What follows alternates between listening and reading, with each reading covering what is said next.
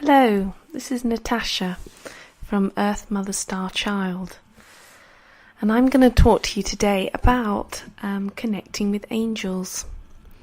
So I've had a lot of questions recently regarding how we connect with angels and why we connect with angels, which has been really fascinating because it's something I guess that's always been part of my home life, my growing up, my family life, so it's always been part of my life. So the idea that someone may not be doing it is quite strange to me.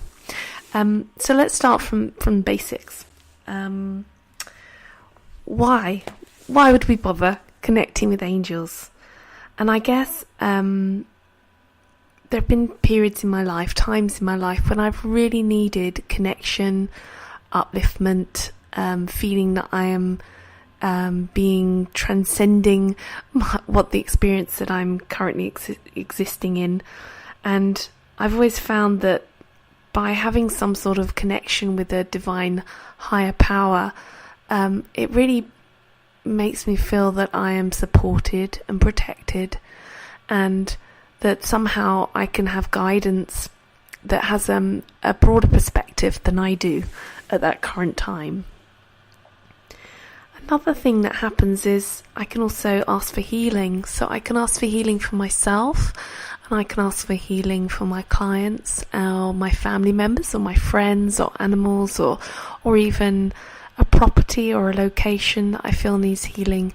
So we can ask at any time. We can ask for help and guidance from the angelic realms. They are there. They're waiting. That's their job. That's why they're there.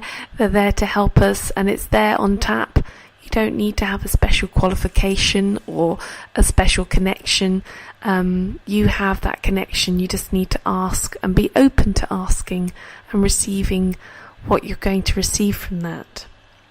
So one of the ways of doing this is through meditation. If you're meditating already, that means you're providing the space each day where you have quiet reflection. And this is a really good time to embrace working with the spiritual dimension within a meditation. You can ask them to come in and guide your meditation and be present with you while you're meditating. So essentially what we're doing when we're meditating is switching off the part of the mind which is very analytical, and we're shifting to a different sort of awareness within ourselves, where we are actually more open to receiving the guidance from spirit, and we can be open to having visualization in our third eye, in our mental realm, and getting feelings or sensations in the body, which, if you're very empathic, this is very normal, and to explore that communication. Some people might even hear voices. I mean, we call that clairaudience if it happens. Clairsentience is when you feel it through your body. You have a sensation or a sensitivity to what's going on around you, and you can feel spirit. Clairaudience is where you can hear spirit, as I've just said, and clairvoyance is where you're receiving it, messages through your own psychic gateways, your connection to the divine. So one of the things when you're doing these practices is to recognize, well, am I hearing spirit, or is this just my self talking to myself, or is this my ego talking to myself? And so often when I ask questions through the angels, or I'm beginning to open up the channel for someone else, I'll ask things like, well, can you help me? Can I receive healing for today? Please help me. Or I might ask a question like, is this holiday the right place for me? Is this the right space for me to travel to, or something like this? Questions come up all the time where we're trying to make decisions, and maybe we don't realize if we have all the information we need to make a really good discerning decision.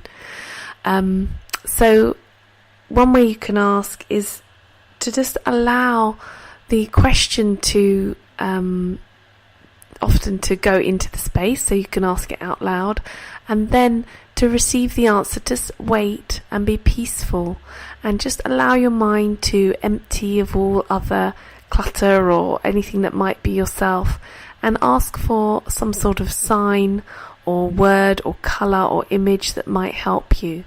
And often if you're channeling spirit, it will be something that you're not expecting.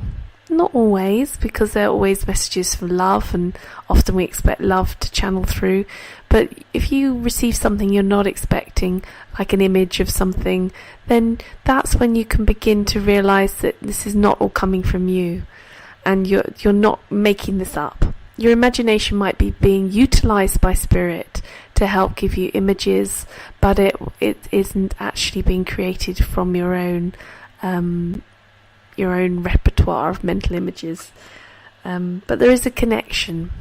So it's good when you find you have to realise that it's not your ego speaking either. That often with spirit you'll get something completely different, like it's a different person talking to you. So you won't always get agreement with what you think or feel, and they are good signs actually. I always look for if it's surprising, if it's unique, if it's different. And my other big tell sign for me is if it's also joyful.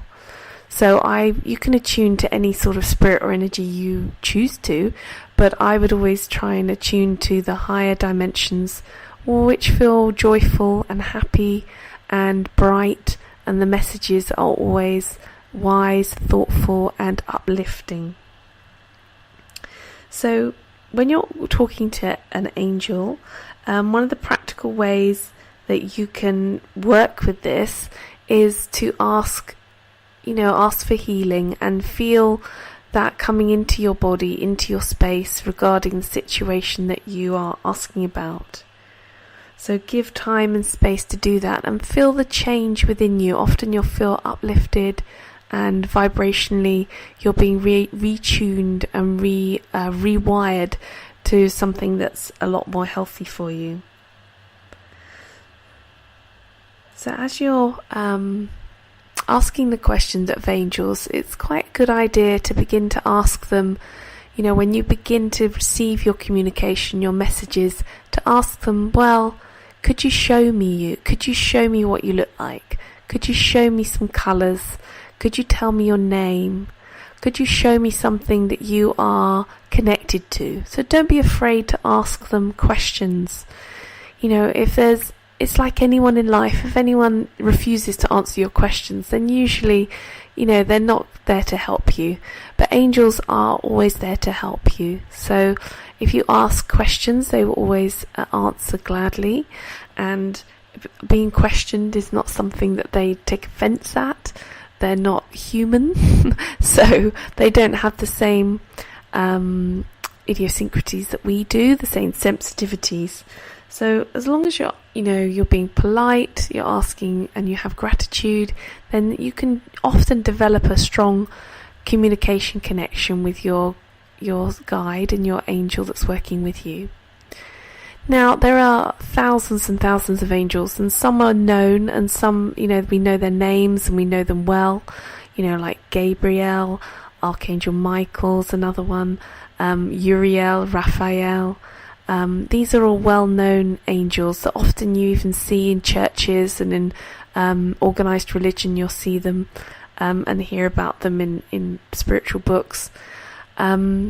Often there are ones that we don't know the names of that are coming forward, or ones that are little known, that they are written about, but we haven't really heard much of them in the mainstream world.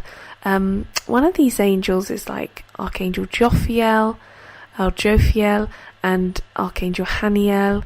These are great angels that we often don't hear their names very much.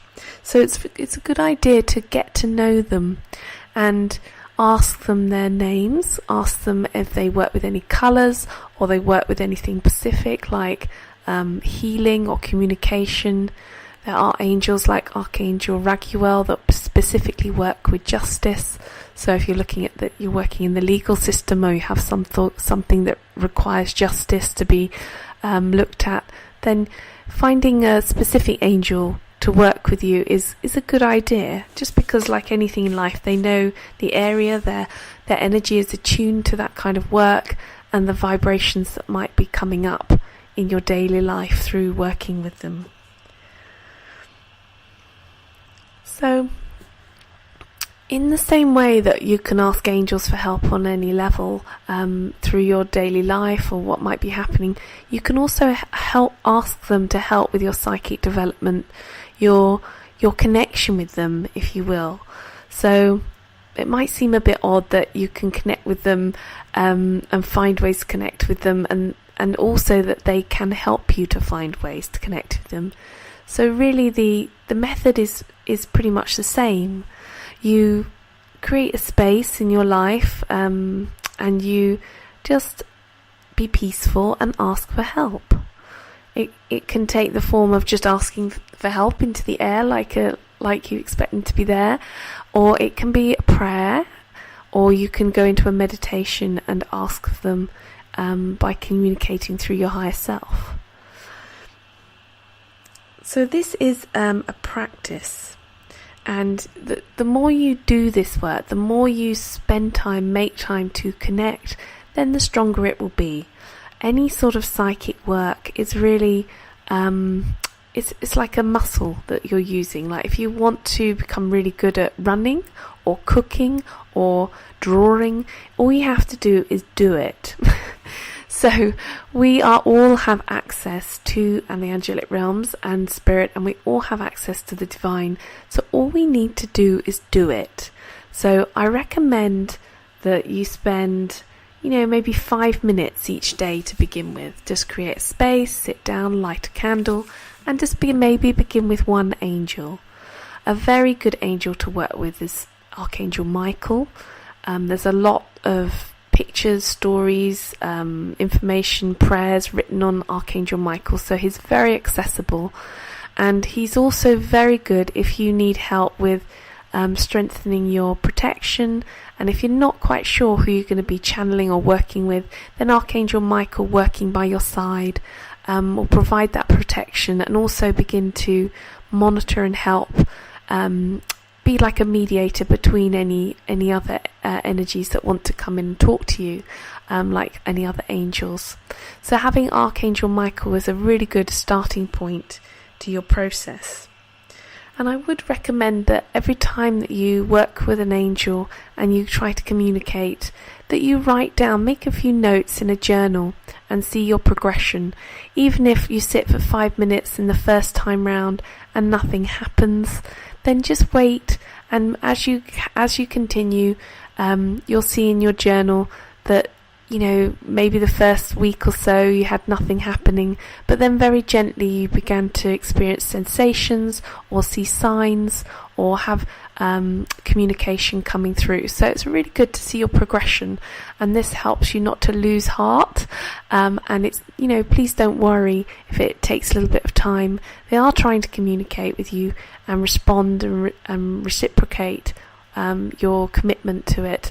But often if you just spend time doing it, you'll get better at it, and the process will be easier.